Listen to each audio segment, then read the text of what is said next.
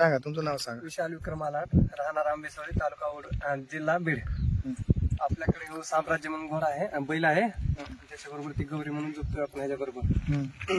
कारण की काय विषय माहितीये का, आपण भविष्यात कधी दोघं सोबत झोपून पळवू शकतो, म्हणून आपण हे दोघांची रेस चालू केलेली आहे सध्या. आपल्या इकडे नाशिक साईडला दोघांचे चालतात.